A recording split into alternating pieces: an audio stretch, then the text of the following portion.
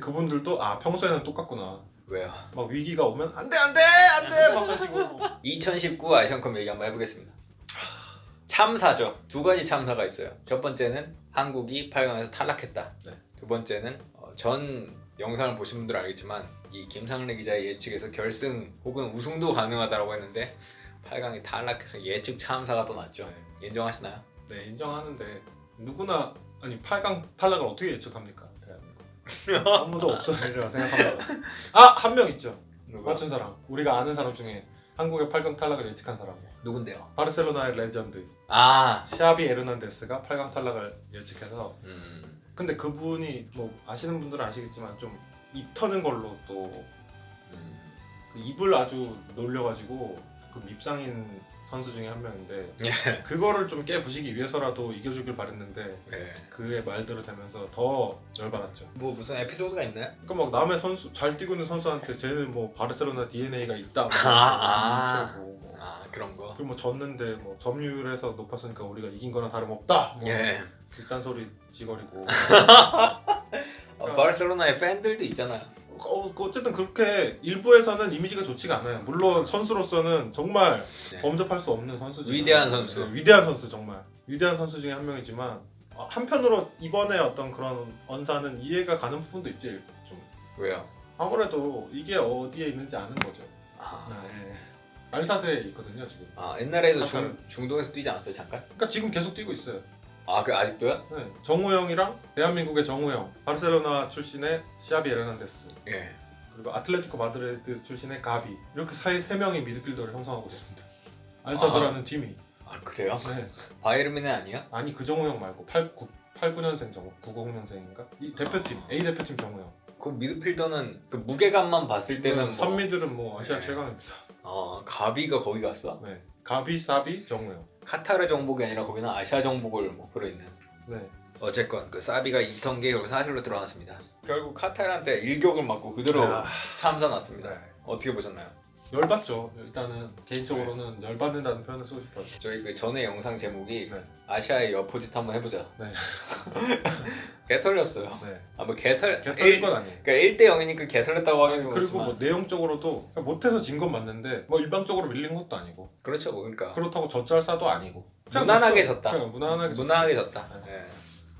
기회도 좀 있었던 것 같긴 한데 어쨌건 네, 열받죠. 이게 저는 개인적으로 아시안컵이 재밌는 이유가 우리나라가 좀 더 우위에 설 수 있으니까 재밌다고 말씀을 예. 드렸는데 그런 반면 졌을 때의 데미지는 더 큰 것 같아요. 지난 월드컵을 예로 들었을 때 스웨덴 멕시코한테 졌다. 예. 그래 뭐 질 수 있다. 스웨덴 이탈리아 이기고 올라온 팀이고 예. 멕시코 항상 월드컵에서 기본 이상은 하는 팀이고 강팀한테 졌다. 그래 인정하자. 예.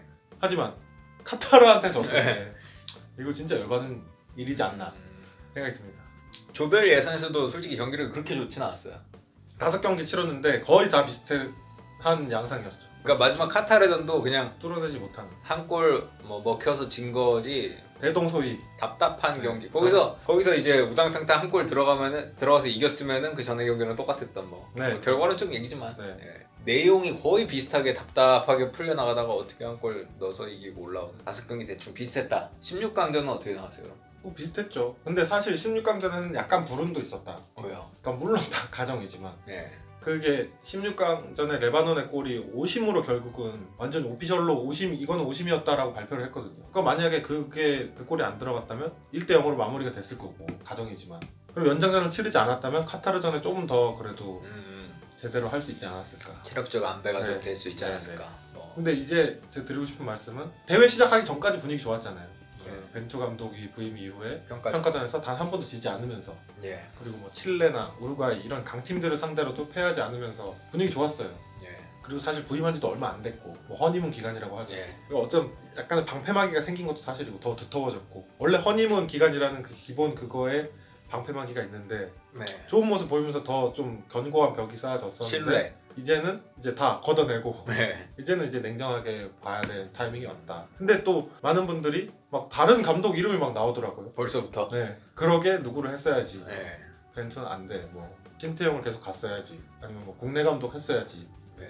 아니면 뭐 과정에서 나왔던 이름들 관심 표현했었는데 그 사람을 했어야지 왜 이렇게 했냐. 예. 뭐 그런 식으로 많이들 얘기하시는데 아직 그거는 좀 이르지 않나. 신뢰를 거둘 때는 아니다. 네, 경기 내용 쪽에서도 뭐 예를 들면 손흥민을 과도하게 너무 출전을 많이 시켰다. 네, 제로 방전시켜버렸다. 네. 혹은 뭐 선수 교체나 혹은 뭐 선수 구성이나 이런 게 너무 단조롭다. 네. 뭐 이런 비판들 어떻게 생각하세요? 손흥민의 기용 문제는 그것도 결과론적인 얘기라고 봅니다. 이게 그렇게 해서 잘 됐으면 뭐 믿음의 축구 이렇게 나왔을 텐데 아쉽게 됐고 어떤 좀 이거는 원래 그 감독의 스타일. 문제점 중으로 하나로 꼽히는 부분이 좀 너무 완고하다. 너무 고집이 강하다. 예. 나쁘게 말하면. 예.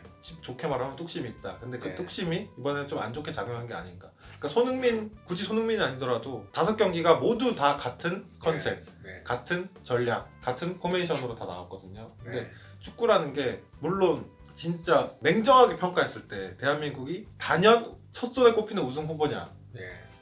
전력 차이 현격하냐 그건 아니잖아요. 상위권인 거는 맞지만 그렇기 때문에 어떤 상대에 따라서 조금은 다른 모습의 유연함. 유연하게 그 사실 뭐 어떤 팀들이나 대회 나가면 이 팀을 상대로는 약간 이렇게 했다가 예. 그 다음 팀을 상대로는 뭐 수비를 더 많이 세웠다가 예. 어떤 팀을 상대로는 라인을 끌어올렸다가 이런 식으로 변화를 주잖아요. 근데 우리는 좀 너무 한 가지로만 했던 게 아닌가. 컨셉이 너무 하나라서. 네. 진짜 무슨 뭐 지난 월드컵에 프랑스, 뭐 과거 정말 강력했던 뭐 브라질 이런 예. 팀들 같은 경우에는 자기들 길을 걸어갑니다.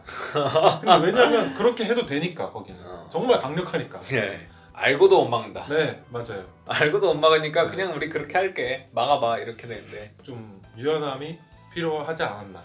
뭐 물론 지나고 나서 하는 얘기지만 뭐 결과로 평가하는 게 감독인데 네. 결과로 평가 받아야죠. 스포츠라는 게 다 그렇죠. 결과로 예. 아무리 과정이 좋아도 결과가 안 좋으면 어쨌든 실패라는 낙인을 찍히게 되는 거죠. 예를 들면 뭐 벤투 감독이 막 변화무쌍한 소위 뭐 팔색조 전술을 펼쳐서 졌다 그러면은 그럼 또 너무 일관성이 없다 이러면서 예, 결과론적 얘기라고 어느 정도 하고 드리는 말씀입니다. 패배 요인으로 꼽는 것 중에 기성용 네. 선수가 이제 부상으로 하차하면서 공백을 메울 수 없었다라는 얘기도 나오는데 어떻게 나오시나요?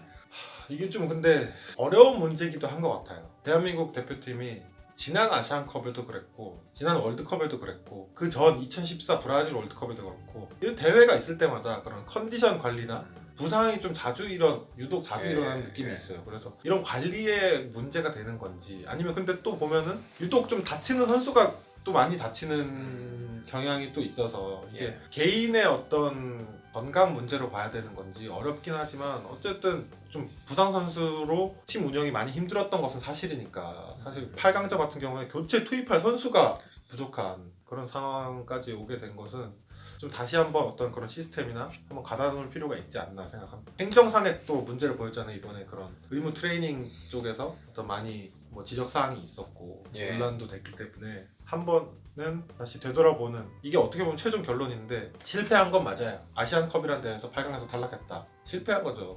통렬한 반성을 하고 근데 단지 실패를 실패해서 끝내는 것이 아니라 우리 항상 좀 그런 경우가 많았잖아요. 실패하면 다 갈아엎어.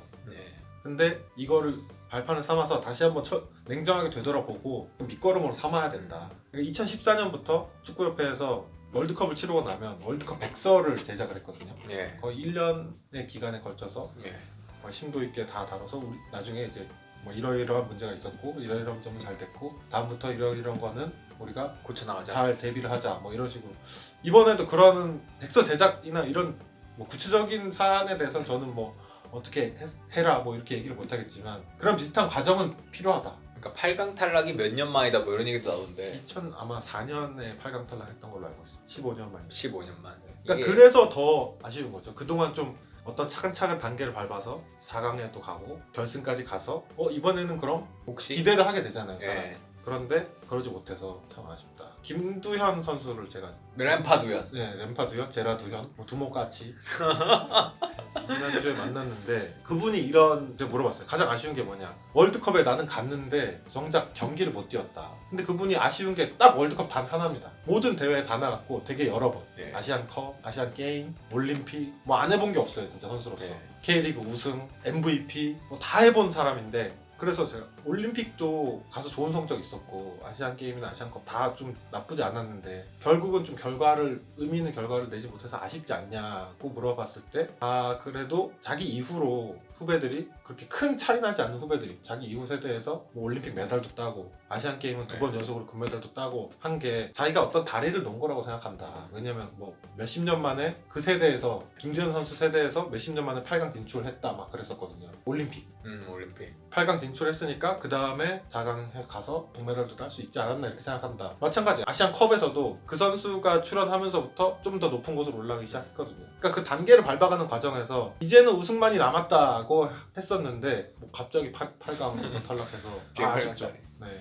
한국 축구 그럼 앞으로 뭐 있나요? 이제 뭐 없죠 대회도. 네, 올해 동아시안컵하고 스즈키컵하고 붙잖아요. 그러니까 한국 대 베트남. 보시게 되고 뭐 그거 친선대 좀 큰 의미가 없다. 이제 월드컵 아마 지역 예선이 시작되는 걸로 알고 있어요.